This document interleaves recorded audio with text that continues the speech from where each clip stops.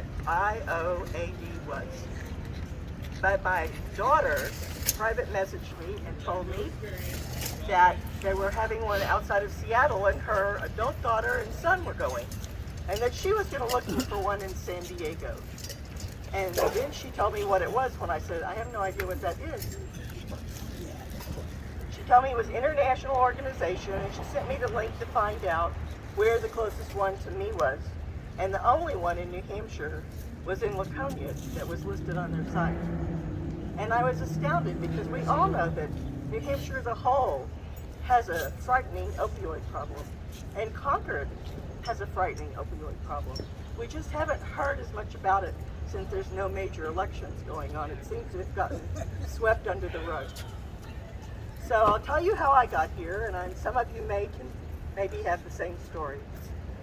On New Year's Eve, before New Year's Eve, I had my friend Dan and some other people I had talked to in the community that were very familiar with the opioid problem and losing people, all ages, all economic levels, and just anybody. It has no preference.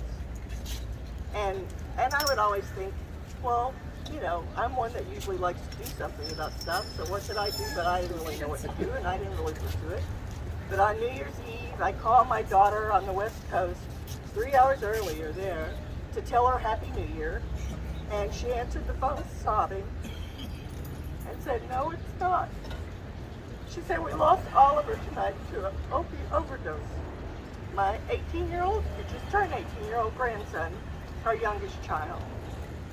So when I saw that Concord didn't have an event, I said, we have to do something, even if it's a small, intimate little gathering to start with. And then when they're done with this, we'll start next year, and we'll go through that arch next year, and we'll be all over the State House lawn, and we'll do Narcan training and all kinds of awareness and teaching, and we will make a difference. So that's how I got here, and somewhat I hope to think that's how some of you got here, because I just started telling everybody. I had one lady tell me on Wednesday after I found out on Monday I couldn't do this, and I said, watch me, and here we are. We have a few speakers tonight, and I'm going to just give you their names and let them do a little snippet about who they are and why I invited them as they come up, because we're trying to time it so that our candle lighting is right around sunset. We're getting close. So our first one is Dan Andrus, and Dan is the retired fire chief from Concord and a very dear friend of my husband's and I. The second one is going to be Jeff Stewart, who's back here, and he can do a little blurb on himself. The next one is Liz B., who is my new young vivacious friend who I think is probably going to keep me young longer. And she's with New Hampshire Harm Reduction. I'm learning all these new groups and all their names. The next one, and the one that I really was trying to find somebody that could leave us with hope tonight, is Tim McMahon King. And I will let him tell you his story, and then you'll know why he was such a blessing to come and bring us hope tonight. Then we'll go into the candle lighting and have a moment of silence. And when we're all done with our moment of silence, my friend Matthew Pearl is going to lead us off in Amazing Grace. And I'll turn it over to Dan. I think after 40 years of fire service, I'm familiar with these things. Hi, I'm Dan. My position is Director of Substance Use Disorder Treatment Projects at the Foundation for Healthy Communities on Airport Road in Concord. We are the quality and safety partner of New Hampshire Hospital Association. We have the bold and audacious vision of partnering with our hospitals to make them places where patients are treated as persons first, diseases way down the list, and we improve health care through raising the voices of patients to be heard within the halls of those hospitals. For the past 5 years, the Foundation has administered a grant for opioid use disorder.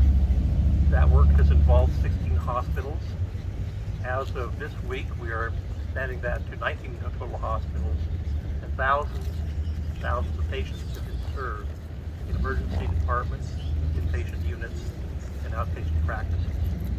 It's wonderful work, and part of that is that so many of the care providers have become much more in tune. And it's about eradicating stigma.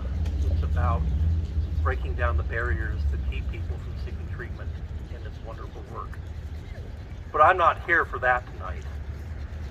I didn't expect to tear up as soon as I did, but when Terry started talking about New Year's Eve, I remember that night. I remember the pain that she was in. And I come here tonight as a griever. I've lost 3 members of my own extended family to substance use disorder, 2 of them in the last 2.5 years. And tonight I come as a griever, a fellow griever. And I'd like to read a brief poem by Jan Richardson, who is a United Methodist minister, lost her husband a few years ago to a brain aneurysm. And I just realized I'm going to hand off these papers to Liz. I work for Liz. I've worked for several people in this crowd. Jan's poem is called Blessing for the Brokenhearted. Let us agree for now that we will not say that breaking makes us stronger, or that it is better to have this pain than to have done without this love. Let us promise we will not tell ourselves time will heal the wound, when every day our waking opens it anew. Perhaps for now, it can be enough to simply marvel at the mystery of how a heart so broken can go on beating, as if it were made for precisely this, as if it knows the only cure for love is more of it, as if it sees the heart's sole remedy for breaking is to love still, as if it trusts that its own persistent pulse is the rhythm of a blessing we cannot begin to fathom, but will save us nonetheless.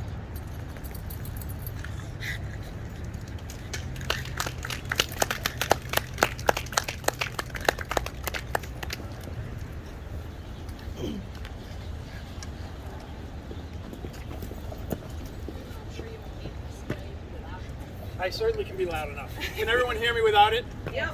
Excellent. That's much better. Thank you very much. Although, thank you, Liz, for doing this for everyone. Appreciate it. So, good evening, and thank you all for coming, and thanks, Terry, for inviting me to speak.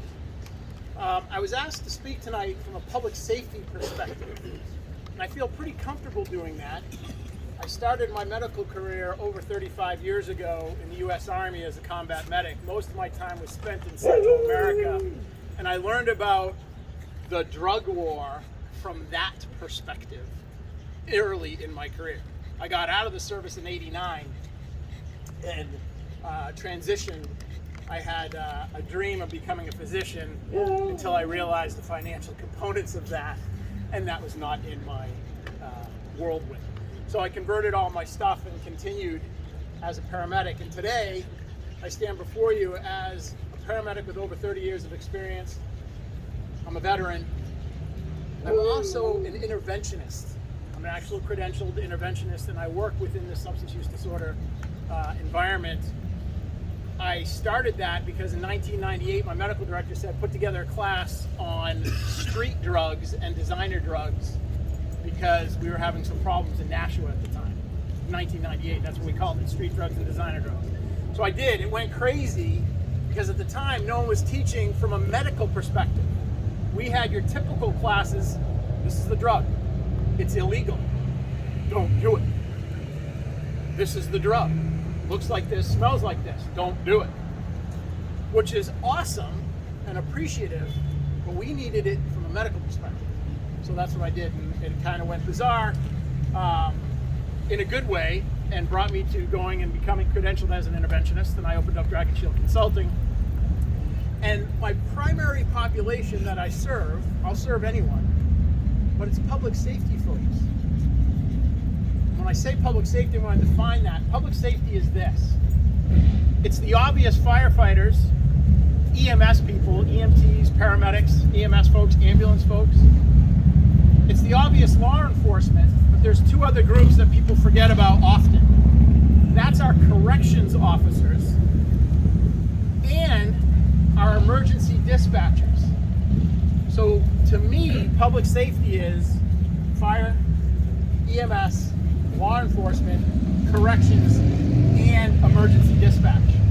And all of us are impacted and intertwined by the overdose issue. The obvious impact is we're the ones that are often there to attempt to resuscitate, perhaps to arrest, perhaps to incarcerate, but often we're the ones that have to notify the ones who are still there that there's nothing more we can do, and this is no longer a resuscitation attempt. And I'm sorry, but we're done. And your loved one is dead. And we're the ones that often have to do that. So that's the obvious part of public safety. I also stand before you as somebody who identifies with lived experience in substance use community. Because many of us suffer from this component, and we're just as at risk. So for us, when we started our careers as public safety, and it doesn't matter what your specialty, it doesn't matter if you started in fire service or in law enforcement or corrections or emergency dispatch or in EMS, you were taught very early philosophy. If you have a bad day and you have a bad call, have a drink. Suck it up and drive on. And if you can't, then you need to get out. And that philosophy of suck it up, drive on, and box it up is an early philosophy of public safety. And what that ends up doing over a career is we only can suck it up for so long. And we only can pile it into that box and tape that box back up. And that one drink may turn to a bottle, that bottle turns to a lifeline, and then we start to look for other things besides the alcohol, because that's not cutting it. And we might get injured on the job, and we start with opioid prescriptions, or we go down another pathway, and all of a sudden we are just as full-bloomed into this process as anyone else standing here. And just because we took an oath to serve a community as a sworn public safety officer or employee doesn't make us any different. But what connects us when you get down to that core theme and that core commonality is pain. And for us in public safety, it may be physical pain, because after 15, 20 years of carrying stretchers or wearing a pistol belt and a gun belt on your hips or being assaulted in a prison system, 15, 20, 30 years, that takes a toll. There might be physical pain. I guarantee there's emotional pain, and there may also be spiritual pain. But the bottom line is there's pain, and the pain is the commonality. And whether I'm treating and working with clients who are public safety members, or I'm treating and working with clients who are in the non-public safety sector, the civilian sector, so to speak, that's the commonality. And that commonality is what we need to get and acknowledge and work with. So we're not always, quote, the bad guys. We're not always, quote, the tough guys / gals. I use that colloquially. We could be just like any of them. The difference is, because of our professions and careers and our sworn status, we can't necessarily share that. We can't, as a police officer or any law enforcement agency or corrections officer, it's not easy for us to walk into any emergency department and say, hey, I think I have a drinking problem and I need some help.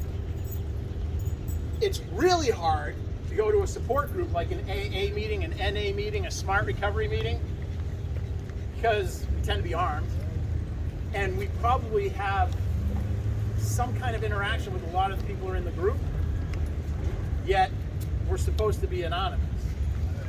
So that adds a layer. There's a perception from a public safety perspective, there's a perception from a public perspective that we're invincible, and that's not true.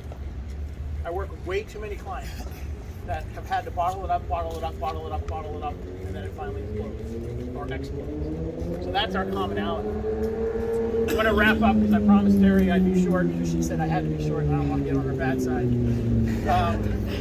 Without getting too detailed or we're too into the weeds here, I want to just emphasize that we are just as likely to be part of the community as you are. We have to be incredibly quiet and confidential about it for obvious reasons. But don't forget, we're still there. We're not your enemy.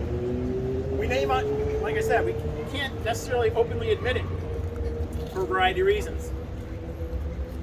Whether we're in or out of recovery. Some are, some aren't, and some just don't know.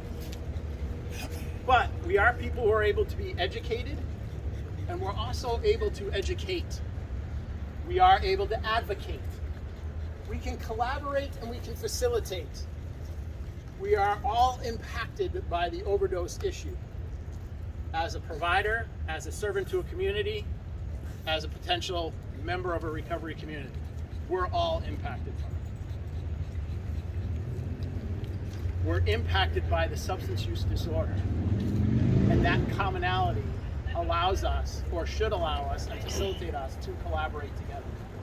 So when we're interacting in groups like this, just because we wear badges or we have weapons on our hips or we've got some kind of fancy uniform or drive around a big box ambulance, we're not necessarily bad guys.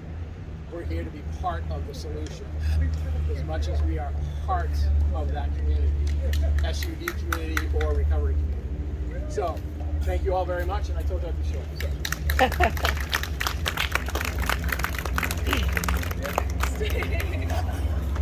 Hi everybody, my name's Liz. I'm from the New Hampshire Harm Reduction Coalition. I will try to be as fast as possible because I'm an easy crier. We want to avoid that. So in our work for the Harm Reduction Coalition, we help to support a lot of the state's syringe exchange programs. Our biggest being the one in Manchester. We see about 250 folks every single Sunday. In that, they are able to access clean supplies, as well as any kind of wound or band-aid medical equipment that they would need, as well as naloxone. In fact, across our programs from January until now, we have been able to distribute 4,000 doses of naloxone. So that's in the hands of people who use drugs across New Hampshire. And that's a big deal. It doesn't quite take a chunk out of the 92,000 we've lost since September 2019 to September 2020. But we're going to keep cracking at it.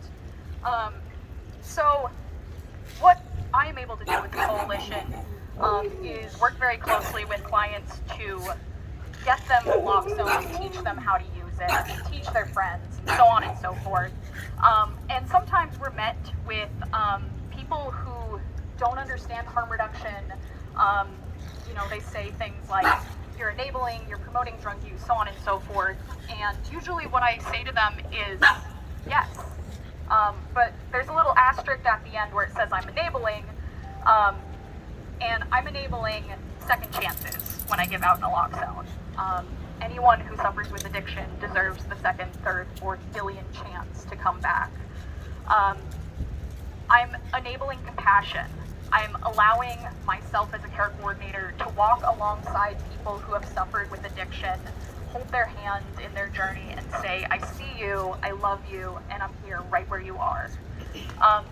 So let me give you a little bit of positive news and some second chances. From January to now, our participants have reported that they have reversed 1,455 overdoses themselves. So they keep themselves safe, and they'll continue to do so. So if you don't know anything about harm reduction, you want to learn more, come find me afterwards, we can chat. If you or somebody you know uses drugs and you don't have Narcan, I do have some, and I'd love to get it in your hands. So again, thank you everybody. Thank you, Terry, for putting this together and inviting us. We just like to give Terry a round of applause. Woo! Poorhouse. I don't know how she did it in 2 weeks, but we're so thankful to be here. I'm so thankful for the speakers. You know that all the speakers know that I have so much love and respect for them, and thank you, everybody.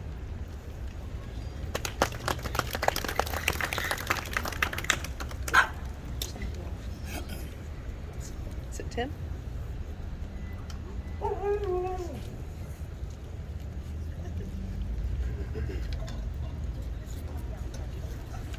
Everybody hear me okay? Yes. Thank you all for being here, and I know that every person who is here doesn't just know the statistics on overdoses. If you're here, you know it personally. There is a life, somebody that you've loved, somebody that you've cared about, that maybe has been hurt or maybe is now gone. And that sits with me today because I didn't tell my own story until 2016. And I have to say that back then I had hoped that we were on the verge of a change and that we wouldn't be here these years later talking about another increase. But at the same time, I loved hearing some of those numbers about the overdoses that have been reversed. And so often in these moments, we don't get to hear the positive stories. We don't get to hear about the folks who have struggled with a substance use disorder, but it didn't have to end in jail. It didn't have to end in a grave. And I'm glad to be here today to tell you that I am one of those stories. And I will give away the end right now. It was not because I was smarter. It was not because I was stronger of will. It was not because I had anything special figured out. It was about what was done for me. It was about the grace that I was shown. It was about the support that I was shown. It was about the fact that I had a place where I didn't feel I was judged. It was over 10 years ago now. I went into the hospital for what I thought would be a routine procedure. And instead, I ended up in the ICU in acute respiratory distress and my organs were shutting down. The doctors called my parents and said, "You better fly in because your son has a 50-50 chance of whether he'll live or die." It was months in the hospital. And the doctors put me on fentanyl and Dilaudid. And I needed that pain medicine at the time. But what happened next is not inevitable for everyone, but it's a story probably all of you know. Is that when I was sent home with those fentanyl patches, I was sent home with bottles of Dilaudid, those prescriptions started running out faster and faster. My use went from exactly what it was on the bottle to erratic. Suddenly the pain medicine that had been helping was hurting. But what happened next doesn't happen for everybody.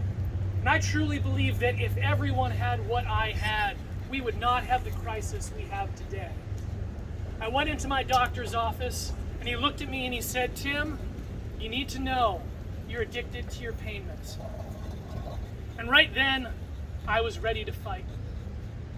I was ready to deny it. I was ready to go to the mat telling him that he was wrong. I had heard this from doctors before while I was in the hospital, and every time they had actually missed a complication. They had missed something that was going on, and they didn't believe me. And so I was ready to fight with this doctor. And that's why the three things he said next, I think very well may have said my life. The first one was, "And you didn't do anything wrong." Because even though I might have thought it, not said this out loud at the time, I still had in the back of my head that the only people who get addicted, the only people who end up with a substance use disorder, have something wrong with them. That somehow they are morally inferior. And I'll tell you today, after I started telling my story publicly, it feels like every week I hear of somebody who's lost, or I hear of somebody who has a struggle. And my first question is never what's wrong with them. It is now always what is going on with us. How have we failed? How have we ended up the country with the highest per capita overdose rate? What is the challenge to all of us of what we can do better? And the second thing my doctor said that day was, "And I believe you're still in pain." And as our previous speaker said so eloquently, every addiction, whether it is physical, mental, emotional, or spiritual, has some component of pain. And so tragically, once that substance use disorder starts, So much of how people are treated only serves to increase that pain, only serves to increase that trauma, only serves to increase that isolation, that feeling of disconnection, those feelings of lost trust for people who are struggling. And so it was so important that my doctor slowed down that day. And he didn't ask what was wrong with me. He could look me in the eyes and see, I see that pain that you are still experiencing. And the third thing he said to me was actually a question that I wasn't expecting. He said, Tim, where do you see yourself in 5 years? And I was sitting down talking with a doctor who was a specialist in pancreas issues. That was not the question I was expecting to answer when I went in to his office that day. And so I started to share. I started to tell him some of my hopes, some of my dreams, some of my plans for the future. And he smiled and he said, that sounds amazing. So I've got another question for you. When you see yourself doing those things in 5 years, will you still be on the pain medicine or won't you? I said, well, I'll be off the pain medicine. And he said, great. Then we're on the same page. Now let's be partners together to work together towards those goals. And what he understood and what was important in that moment was not him imposing his external control on me, was not him telling me what was wrong with my life, was not him telling me what I needed to do differently, but for him to be there, to listen, to call out from me what I wanted, to help me see the future in a way that I could be free from those opioids. That was the key for me, and it made all of the difference. But here's the thing. I did not leave the doctors that day and never touch an opioid again. In fact, it was months that I was still on that pain medicine. He had committed to me that if I could take less, he wouldn't cut off my prescription. And that meant that I stayed safe the entire time. And I'm so glad our friends at the Harm Reduction Coalition are here today, because they know that you have to be alive to have hope of recovery.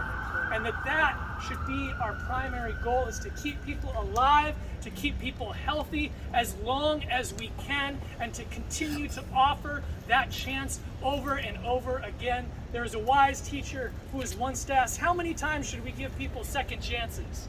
He said 70 times 7. You just keep on going. Because it's not your job to judge. It's not your job to say things are over. It is your job to continue to give, to continue to support as long as you can. And I am so glad that this group is here today to say that there is hope. And that even in the pain that we have all held, the pain that we have felt from losing other ones, and maybe even the pain we've experienced of hurt from people who have mistreated us while they're in the midst of their addiction.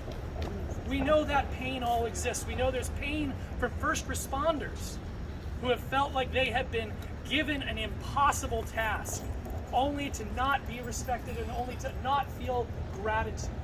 We know there is so much pain all around, and that we're coming together to see all of that pain. That's right. And to know that together it's more powerful to share this than to keep it inside. That's right. And there were 2 researchers. Names were Leake and King, and they went to 3 different alcohol recovery centers. And they went through and they made a list of everybody who was being treated at those facilities. And they gave a list then to the people who were running the facility, and they said, these are the folks that we believe are most likely to enter into some sort of recovery. And so they came back and they checked 6 months, a year, 2 years later. And each time they were spot on. Everybody on the list was more likely to get sober and stay sober, more likely to get a job and keep a job, and if they had a setback, it was less severe and they were faster to come back. So everybody wanted to know, what was it that these researchers had figured out that could so powerfully predict who would move into recovery and who wouldn't? And then there was the big reveal. It was nothing. They had randomly assigned each person to that list. Wow. The only thing that changed was the expectation of the staff and the counselors. It was because the staff and the counselors believed recovery was possible that it became more possible. And we need to hold that hope. Yes. And when there's a person who is still using drugs and they don't have that hope for themselves, we need to hold that hope for them. We need to keep being there with open arms and to say, That's right. what next step do you want to take? right. What next positive change are you ready for? And how can I stand alongside you? How can I support you in whatever step you are ready to take? And that is the hope that I hope we can all hold together. Because there was a doctor who one day, he slowed down from a busy schedule. He stepped outside of his normal area of expertise, and he took a risk to sit down and to listen to me, to sit down and support me, to sit down and hear about my dreams. And he was the grace I needed that day. And I believe that each one of us here can be that grace that someone else might need. That's right. Thank you all. Thank you. Yes. Thank you. There are cigarette lighters in that bucket over here. If we can light a few of the candles and then you can each share your flame with the people around you, I think that would be significant and important in many ways. What do you call it? And we'll get it done Before it's faster. dark. That's what I mean. Yeah. Should we do it? Should we do it now?